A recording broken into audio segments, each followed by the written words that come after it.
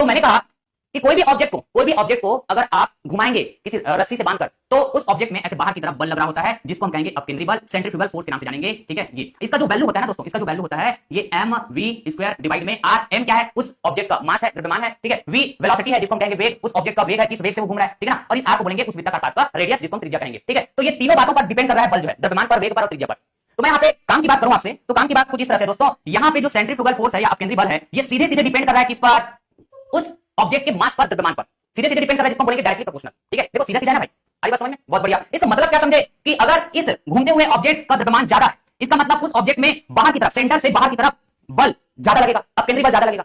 अगर द्रव्यमान कम है, उस ऑब्जेक्ट का द्रव्यमान कम है, तो बल कम लगेगा बाहर की तरफ। इतना बात दिमाग में घुस गया क्या? ठीक है, तो मैंने कहा कि सेंट्रीफ्यूगेशन मेथड, अपकेंद्रण विधि, इस विधि में तरल मिश्रण को तीव्र गति से घुमाया जाता है, जिसमें अपकेंद्री बल प्रभावी होकर अधिक घनत्व वाले पदार्थों को या फिर अधिक द्रव्यमान वाले पदार्थों को केंद्र से बाहर की ओर पात्र की परिधि पर एकत्रित कर लेता है। फॉर एग्जांपल इधर आइए, जैसे कि हमने कहा जी अपकेंद्रण विधि में तरल मिश्रण को तीव्र गति से घुमाया जाता है। ठीक है, इसके कुछ एग्जांपल में आप देख सकते हैं, जैसे कि दूध से क्रीम निकालना। देखिए, दूध से क्रीम बनाने के प्रोसेस में मैंने एक पात्र लिया दोस्तों, इस तरह से जैसा आप स्क्रीन में देख पा रहे हैं। ठीक है, तो दूध से क्रीम निकालने के प्रोसेस में ना बेसिकली सबसे पहला काम होता है कि हम दूध से दही जमाते हैं। ठीक है, और उस दही को हमने इस पात्र में ले लिया। ठीक है, अब जो दही है ये तरल मिश्रण होता है क्या, तो इस दही को ना आप तीव्र गति से, तेज गति से ऐसे घुमाएंगे। ठीक है ना, तो इससे होगा क्या, इससे होगा क्या दोस्तों, अपकेंद्री बल के प्रभाव से, ठीक है ना, अपकेंद्री बल के प्रभाव से जो भारी द्रव्यमान के पदार्थ है वो ये सरकमफ्रेंस पर जम जाएगा, मतलब ऐसे परिधि पर जम जाएगा। समझ पा रहे हैं क्या? और जो हल्के द्रव्यमान के पदार्थ है जैसे कि क्रीम, ठीक है ना, वो यहां कहीं बीच में आपको देखने को मिलेगा, कुछ इस तरह से। अलग से हाईलाइट कर देता हूं मैं यहाँ पे, ये है क्रीम, ये बहुत हल्के पदार्थ होते हैं।